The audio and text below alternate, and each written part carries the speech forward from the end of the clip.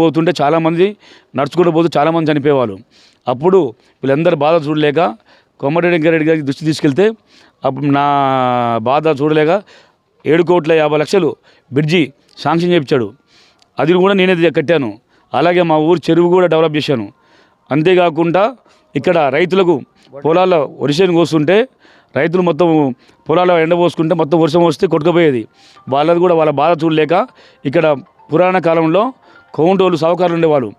100 సంవత్సరాల క్రితం ఒక 5 ఎకరాల ల్యాండ్ ఉండి ఇక్కడ అందరు కబ్జా పెట్టిరు. వాళ్ళందరూ కబ్జాదారులను బయట పంపించి రైతులకు మార్కెట్ కట్టించాను.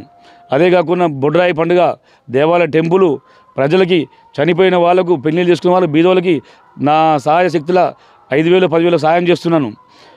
ఎన్నో ఇంకా చెప్పుకుంటూ పోతే చాలా ఉన్నాయి. ఇప్పుడు మళ్ళీ మా ప్రజలు ఏమంటున్నారంటే అప్పుడు సర్పంచ్ చేసినాం, డెవలప్ అయిపోయింది. గత 5 ఏళ్ల క్రితం టీఆర్ఎస్ ప్రభుత్వం వచ్చింది. అప్పటికి నా డెవలప్మెంట్కు వాళ్ళ డెవలప్మెంట్కి ఏం లేదు. అందుకే మళ్ళీ మా ప్రజలు ఏమేస్తారంటే ఇప్పుడు వచ్చినాయి కదా, బీసీకి వచ్చింది కాబట్టి నువ్వు కంపల్సరీ ఉండాలి సార్, నీకు కంపల్సరీగా సర్పంచ్ గెలిపిస్తాను అని మద్దతు ఇచ్చారు. అందుకే ఇప్పుడు కూడా మా ప్రజలకి ఏం చెప్తున్నాను